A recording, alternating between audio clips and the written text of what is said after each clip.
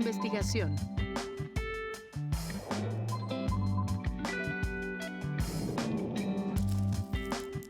Metodologías. Conceptos. Síntesis.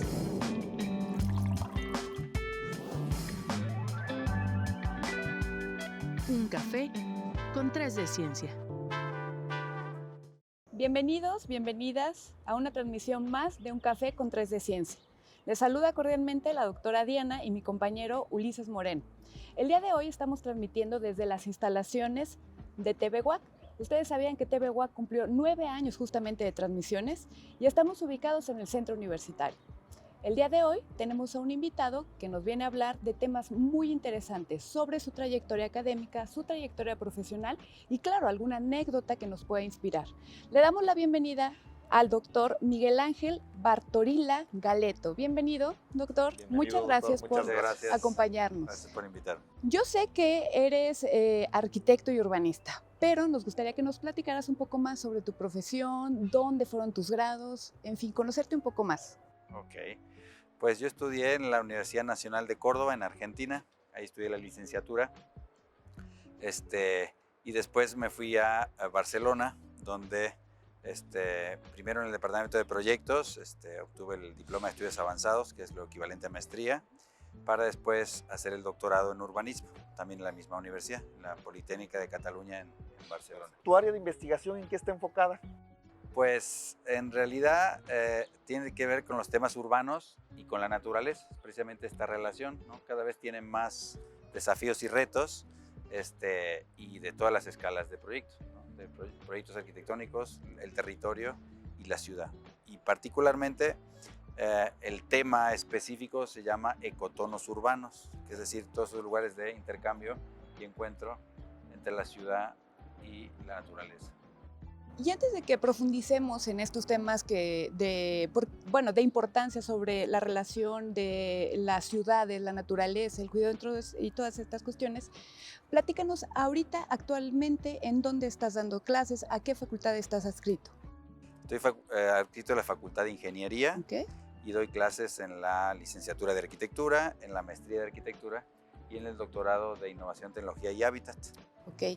¿Y actualmente tienes algún proyecto de investigación o varios proyectos de investigación en los que estés participando? Sí, estamos trabajando algunos proyectos desde el grupo colegiado y otros, estamos trabajando varios proyectos. Uno que tiene que ver con los vacíos urbanos del área intermedia de Querétaro.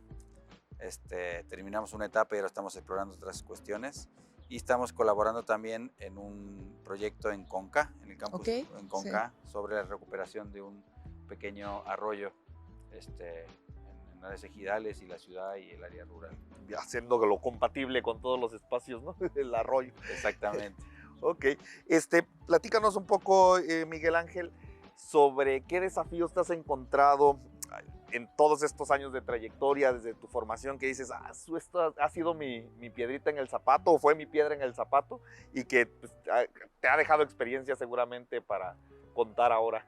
Pues en realidad, más que obstáculos, es un poco esta dificultad a veces de dimensionar algunas cosas, y sobre todo dimensionar ciertas escalas de investigaciones desde proyectos. Yo creo que esos son como los desafíos, ¿no? Que es difícil, porque son siempre caminos como nuevos. Entonces, pues hay que buscar, replantear y sobre todo tener paciencia, ¿no? Creo que algunas escalas de trabajo de investigación y los procesos, generalmente yo digo que la investigación siempre es acumulativa. Entonces necesitamos demasiadas capas, ¿no?, superpuestas para que tenga robustez. Entonces, yo creo que esto, ¿no? A veces uno cree que puede ser más sencillo, que el tiempo que necesita es menos del que realmente necesita, ¿no? Pero creo que el tiempo es quizá es nuestro único enemigo, dicen algunos. Sí. Bueno, y en estos proyectos en los que has participado y que estás participando, el trabajar con otras disciplinas, ¿ha sido un reto para ti? Un reto y una de las mejores experiencias, ¿no? Por ejemplo, en España trabajamos en un proyecto con ingenieros en el delta del río Ebro, en varios proyectos de puertos y proyectos de nuevos desarrollos o ampliaciones de áreas urbanas y naturales, y era muy interesante, ¿no? Trabajamos con unos hidrogeólogos, ¿no? Que aprendes cosas, ¿no? Que ellos lo que hacían, y era su carta de presentación, era decir que mataban plantas con agua.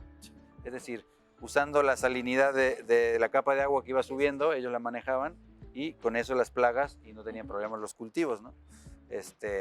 Y aquí, por ejemplo, en México, en el área metropolitana de Tampico, trabajamos también con biólogos, ecólogos y también con ingenieros. Y bueno, en realidad siempre aprende uno y amplía la perspectiva. Creo que esa es una de las cosas más interesantes cuando uno trabaja en nuevos conocimientos, ¿no? Cómo ampliar, ¿no? O ensanchar, ¿no? Y a veces esto en la clase creo que son las cosas que uno siempre, o sea, tienen que ampliar la mirada, ampliar la mirada. Eso es, para eso nos pagan, ¿no? Sí.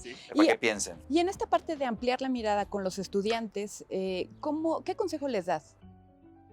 ¿Cómo ampliar la mirada? O sea, ¿qué ejercicio podemos hacer para eso? Pues a veces una palabra muy fuerte que puede ser desaprender. Claro. O sea, leer es fundamental y a veces es algo que hay que insistir en la universidad, ¿no? Aunque se supone que es una de las actividades más importantes, ¿no? Pues se tiene que traducir en cuánto tiempo tenemos que leer tanto en la universidad, ¿no? O sea, parece que no tenemos tiempo, pero después, cuando viene la vida profesional, tendremos menos tiempo. Sí. Si no aprovechamos en la universidad, pues ¿dónde? Por lo tanto, leer es el primer consejo, pero hasta que nos durmamos leyendo, ¿no? Y el segundo podría ser de desaprender algunas cosas, ¿no? O sea, cuestionarnos. Normalmente en algunas líneas o en algunas maneras pues hay como supuestamente una forma de hacer las cosas.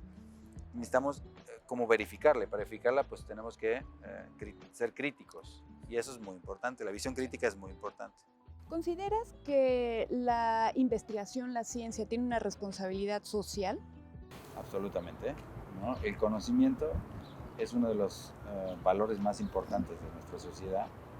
Y para ir mejorando nuestra calidad de vida, para entender mejor nuestro contexto y necesitamos pues apoyarnos en la ciencia y en la investigación. En específico, la contribución desde tu área, ¿cuál sería? Pues yo creo que es una aportación muy importante. A veces cuando el área, por ejemplo, de la arquitectura y del urbanismo, suele parecer que es un área muy práctica, ¿no? Pero precisamente a veces las prácticas se hacen como automáticas. Entonces es importante replantear las prácticas y la investigación permite pues hacer modelos, revisar cuestiones, ajustar respuestas que tienen que dar los proyectos a las realidades tanto sociales, económicas, ambientales. Entonces creo que las aportaciones son claves, pero es necesario este espacio, ¿no? Esta, diríamos, condición, ¿no? Para intentar repensar mejor las cosas. Yo creo que es la manera, digamos, que esta disciplina, o que estas áreas, o que estos nuevos paradigmas, ¿no? O herramientas o conceptos puedan integrarse, ¿no? A veces estamos muy acostumbrados a ciertas prácticas o ciertas cosas que mejor no repensarlas o no rehacerlas, ¿no? Pareciera que la vivienda es lo más tradicional que existe. Entonces no podemos innovar en la vivienda. Porque es algo ya, más allá. La cultura nos empieza a decir, es que no le muevas, no le cambies. Entonces creo que eso tiene que ver con eso que hablamos antes de la apertura, ¿no? Es decir, no nos imaginamos vivir mejor, pero es posible. Ahí están los conocimientos del área, ¿no? Y el riesgo de, nos animamos a vivir diferente para mejor. En este sentido, Miguel, ¿cuál es el impacto de alguna de tus investigaciones que tengas ahorita que puedas decir, el impacto social que tiene este proyecto es sobre esto? Así, uno que nos digas. Pues esto que estamos investigando en los últimos 2 años y medio, que tiene que ver con lo que yo le llamo el área intermedia de Querétaro, nos arroja una información muy interesante y muy útil, ¿no? Para una posible mejora en la calidad de vida de todo el conjunto metropolitano. Es decir, parece que el centro tiene sus propios problemas, a los que les gusten, a los que no les gustan, pero las mayores transformaciones urbanas hoy en Querétaro ocurren en la periferia, ¿no? Todo se hace nuevo, todo se hace muy rápido, y a lo mejor nos asustamos de esta velocidad, ¿no? Inclusive allá en la periferia faltan servicios, pero hay más inversiones. En el centro hay muchos servicios y hay menos inversiones. Pero ¿qué pasa en el área intermedia de la ciudad? Pues no prestamos mucha atención y tenemos muchas oportunidades y también tenemos muchas cualidades y servicios, ¿no? Entonces empezamos a ver dónde podríamos pensar algunos proyectos del futuro metropolitano. Y hay áreas que normalmente no la vemos, ¿no? Son como espacios latentes, oportunidades latentes, ¿no? Que a veces no nos detenemos a observar. Sí, una de las áreas de la ciudad que merecen repensar muy bien. Aunque sea de manera muy breve, ¿cuál sería un área justamente en la que podríamos repensar? O sea, un área de oportunidad dentro de este tema del área del crecimiento de Querétaro, donde podríamos fijar la atención. Pues creo que lo más interesante, si hablamos desde la sostenibilidad y la regeneración, es tener mucho cuidado con lo que se llama los paisajes basura. Okay, sí. Y al revés, ¿cuáles son los recursos, los paisajes que son recursos para todos y que a veces no le damos el valor, y como le damos el valor, a veces lo sustituimos por otro, y cuando lo sustituimos perdemos el valor agregado, o sea, ganamos el valor agregado pero perdemos otro. Claro. Ese es el caso, por ejemplo, de algunas áreas de la ciudad, como, no sé, la parte del Tángano, que está ahí frente a la central. Sí. Esta es un área que tiene un valor ecológico muy interesante, pero que no sabemos qué hacer con ella. O la ocupamos mal o no la tocamos. Entonces, es que esto es desconocimiento de cómo amigarnos, cómo compartir y convivir con otro aspecto que parece que no es tan urbano. Si la naturaleza como que está más lejos, el campo está más lejos, estoy en la ciudad, entonces esto no es de aquí. Hay un montón de cosas que vale la pena repensar y que podemos decir, bueno, a ver, no podemos sustituir un valor, tenemos que integrarlo. Y creo que eso es una de las cosas interesantes de ponernos a observar. Sí, y además, bueno, abordaremos más sobre este tema. ¿Te parece si vamos por refil de café? ¿Regresamos? Vámonos.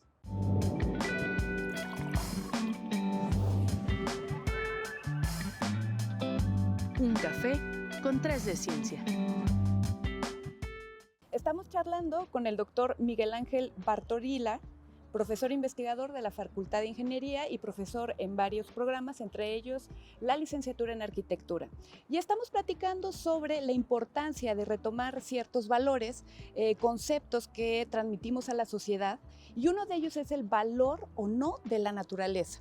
¿Cómo podemos vincular la naturaleza con la construcción de las ciudades? Pues este sería un futuro de ganar-ganar, es decir, las cosas buenas que nos puede dar la naturaleza con las cosas buenas que nos da la ciudad, pero a veces no sabemos cómo hacerlo. El proceso, digamos, más sano entre estas dos realidades, estos dos mundos, tiene que ver con un concepto que se llama la coevolución, es decir, ir aprendiendo y dialogando con el otro, es decir, yo tengo que enseñar y adaptarme, ¿no? Aprender y adaptarme a la naturaleza, y la naturaleza se tiene que adaptar y aprender de lo que yo le llamo el artefacto urbano, que es una manera como más precisa de decir la ciudad, ¿no? El artificio, que es lo que nosotros construimos. Pero creo que es importante a veces pues dar espacio, ¿no? Parece que algunas veces revisando esto del valor de la naturaleza vamos a un sitio medio vacío y dices, bueno, ¿qué ves? Como es vacío no veo nada. Parece que eso no vale nada, ¿no? Y creo que siempre es muy difícil observar o entender estos valores que son mucho más alejados de lo que estamos acostumbrados, o lo que hoy la sociedad nos marca como valores. Son valores mucho más invisibles e inclusive más frágiles. Entonces, pues, creo que como este libro que decía que lo pequeño es poderoso, es decir, a veces las cosas grandes son las que nos impactan, y parece que lo grande es el valor. Sí. Pequeño no vale nada. Sí. Y nos decías hace un momento que es parte de educar en valores. Es la naturaleza, cómo integrarla y respetarla. En este sentido, ¿cómo llevas tú estos valores a tu aula? Porque a fin de cuentas, ya grandes nos toca, pero todavía seguimos educándolos. No, claro. Pues solemos trabajar con varias escalas de trabajo, por ejemplo, y solemos trabajar también con unas formas muy especiales de conocer los sitios de la ciudad. Aquí hay una cosa muy importante que tiene que ver la especificidad, ¿no? Los valores locales son muy específicos. Los paisajes, los rincones del área metropolitana, pues, por empezar, casi no los conozco.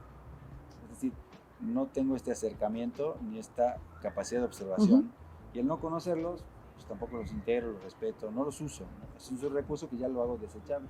Nosotros hacemos a veces unas maquetas en unas escalas más grandes de sectores de la ciudad, y hacemos algunos tipos de ejercicios, ¿no? de leer paisajes a través de la prensa o de encontrar testimonios. A veces una infraestructura o un edificio nos cuesta detrás la historia de una parte de la ciudad. Hacemos cartografías temáticas, entre otras cosas. Muchas técnicas, ¿no?, que se utilizan para poder llevar y contextualizar al estudiante en esta parte. Sí, a mí me gustaría complementar también esta parte que mencionas nos están viendo estudiantes de varias disciplinas, de varias licenciaturas y posgrados, y ver en este tema la importancia de reconocernos en nuestros mismos espacios. Como bien mencionabas, a veces no conocemos o nuestro radio a veces es muy limitado por nuestras actividades, ya sea económicas o nuestras actividades escolares, en fin, o sea, nuestro radio empieza a ser limitado. Sin embargo, una contribución que también el urbanismo, la geografía, la antropología y otras disciplinas nos dicen es: nosotros somos producto del espacio y el espacio es producto de nosotros. Si están más interesados en conocer este tipo de temas, ya nos mencionarás dónde podemos buscar alguno de tus artículos, de tus libros, donde podamos abordar un poco más del tema sobre ello. ¿Generan ustedes como grupo colegiado y tú en particular difusión de sus proyectos, difusión de la investigación que resulta de sus investigaciones? Sí, pues creo que este es un camino muy interesante, liga también con la educación, no solo al interior de las aulas, sino a la sociedad, ¿no? Ese es el objetivo. Siempre hay que hacer una traducción, ¿no? Hay que hacer una traducción, pero creo que es muy importante, ¿no? Y a veces, pues aunque estamos muy condicionados con ciertas formas de hacer difusión, como decir, artículos, libros, yo creo que hay que también animarnos a buscar otras maneras, como puede ser inclusive exposiciones. Sí. O otros tipos de eventos. Yo creo que en ese sentido, pues todavía nos queda un camino, un desafío grande para enseñar, ¿no? Una vez están los veranos de la ciencia, hay muchas otras actividades, pero creo que la difusión es uno de los claves, ¿no? ¿Cuál consideras que es uno de los retos actualmente de la investigación en general? Yo creo que quizá detenernos en estas respuestas más específicas, ¿no? Respuestas más concretas, quizá más locales, ¿no? Creo que esto es una cosa que en algunas ramas de la ciencia pareciera que todo es más genérico o más reproducible, ¿no? En algunas áreas no tanto. Y creo que a veces hay que incorporar estas peculiaridades, ¿no? Poder responder a ciertos desafíos muy específicos. Yo creo que en ese sentido, pues quizá la ciencia también tiene que irse adaptando, ¿no? El conocimiento y está respondiendo, ¿no? Yo creo que ese contacto con la realidad nos permite, pues, intentar buscar respuestas. Y por otro lado también el desafío es esta amplitud o posibilidad de respuestas. No pareciera que hay respuestas únicas. A veces creo que eso de la fórmula o de algo que resuelve todo, ya nadie se lo cree. Por lo tanto, ¿cómo haces para multiplicar respuestas? O para aprender de esas respuestas y irlas ajustando, ¿no?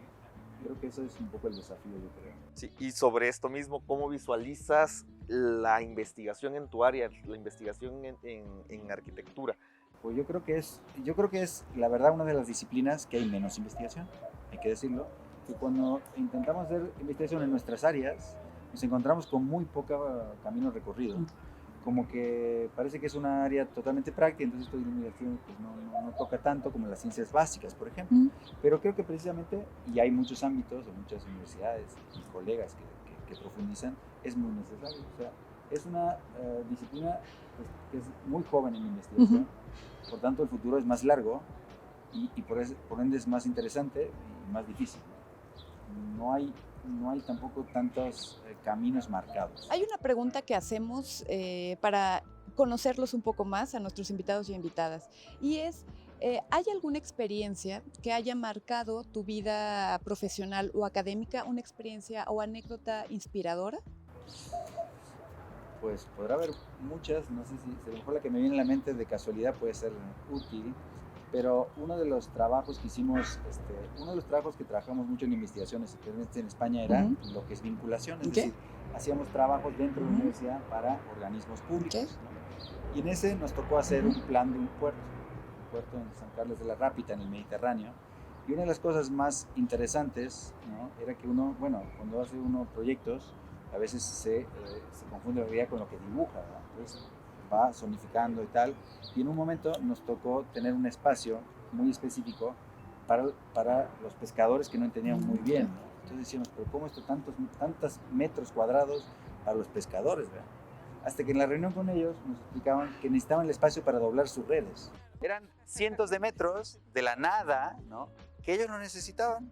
Y solamente escuchándolos y poniéndonos de acuerdo, que esa es la manera más interesante de diseñar, dijimos, bueno, este es el área de las redes, que no es nada, o sea, es un sitio vacío, ¿no? Pero sin eso utilidad, no podían exacto, sí. pescar. Entonces, Sí. claro, uno midiendo los espacios para que esto, metros más, metros menos, y cómo es que los pescadores quieren tanto terreno, ¿verdad? Era para doblar y extender sus redes, ¿no? Y sí, a todos nos pasa justamente de algo que aprendemos, ¿Cuáles son tus futuras investigaciones, tu futura visión, hacia dónde te lleva? Pues uno de los temas que estamos trabajando, bueno, como en transición para profundizar, son los temas de lo que son los programas híbridos, que significa cómo integrar no solo usos híbridos, ¿no? O sea, no podemos usar los territorios para un solo uso, ¿no? Esta idea que yo creo que tiene 60 años de antigüedad, pero la seguimos usando. Esto dice, zona residencial, no hay nada más que casas. Esto es un pensamiento de hace 60, 80 años que nos parece lógico cuando no aprovechamos bien no solo el uso del terreno, sino la convivencia y el intercambio. Si no hay intercambio personal o económico, pues no nos desarrollamos. Entonces, esto impide, ¿no? Este es uno de los temas. Y el otro tema, que es de algunos de los materiales que tampoco prestamos atención, y creo que tiene mucho desarrollo de futuro, es el tema del suelo. Pero el suelo no el suelo como material así de construcción, sino lo que se llama el suelo vivo. Es decir, las posibilidades, nosotros de manera automática, ¿no?, en esta expansión urbana impermeabilizamos, ¿no? O sea, negamos unos funcionamientos naturales del suelo y ahí nos perdemos un montón de cosas que no sabemos cómo aprovecharnos, ¿no? Es un recurso que hay que integrarlo y no desecharlo, pero hay que estudiarlo, no lo conocemos muy bien. Sí. ¿Cómo podríamos de manera, o sea, algún consejo que nos dieras, cómo podríamos ir vinculando o pensando, o sea, los ciudadanos y las ciudadanas de manera general, entre esta práctica, entre concebir a la naturaleza y nuestro espacio de una manera más amigable? ¿Cómo poder retomar otra vez este valor? ¿Alguna práctica, no sé, que se te ocurra, algo? Mira, una vez hacían en Guadalajara hacían algo muy interesante que se llama complot y que cruzaban, o sea, atravesaban la ciudad caminando. O sea, no te puedes imaginar la cantidad de obstáculos, o sea, que había que no podíamos. O sea, es que yo, a medida que me voy aislando, me pierdo un montón de entender ciertos conflictos, ¿no? Cierta continuidad básica. ¿Cómo no podría cruzar, atravesar mi ciudad? Esa creo que podría ser una práctica muy divertida sí, también. caminarla, Sí. vivirla. Y ya en esto de los consejos, un consejo que les des a los estudiantes, a los jóvenes investigadores, a los que van empezando y principalmente en el área de arquitectura, donde dices que también hay poca área de investigación y tenemos la licenciatura en arquitectura y posgrados enfocados a arquitectura. ¿Qué consejos les das a estos jóvenes? Pues sí, que yo creo que pues que intenten abrir los caminos, ¿no? Que busquen una manera diferente de ver la forma de hacer las cosas. Creo que animarnos a ensanchar la mirada y buscar otras formas de hacerlo. Observar creo que es una de las cosas claves que la hemos perdido básicamente, y esto pues es casi, para cualquier investigación es una de las actividades claves, ¿no? Entonces creo que serían los consejos, ¿no? Detenernos, perder tiempo en observar. ¿Tienes alguna página en especial o algo donde podamos buscar tus trabajos? Pues en ResearchGate están todas las publicaciones de los libros y de los artículos, ¿no? Sí, bien. Me animaría a decir o a comentar que ahora estamos a punto de sacar el quinto libro precisamente sobre Guadalajara, sobre los ecotonos urbanos de Guadalajara, que está en imprenta. O sea, esperamos que en un par de meses tengamos este libro sobre los ecotonos urbanos de la zona metropolitana de Guadalajara. Bien, a ver si ya cuando salga te hacemos, lo podemos revisar. Lo podemos revisar y también invitar para que nos hablen sobre esto. ¿Cómo no? Pues Miguel, muchísimas gracias por aceptarnos este café, muchísimas gracias por platicarnos un poquito sobre lo mucho que haces. Agradecerte mucho, agradecer a nuestra audiencia por sintonizarnos el día de hoy. Y pues nos vamos, no sin antes recordarles que nos sigan en nuestra página de Facebook, Un Café con 3 de Ciencia, que está anclado también a la dirección de de TV WAC. ¿Sí? Muchísimas gracias. Nos despedimos. Nos vemos la próxima semana.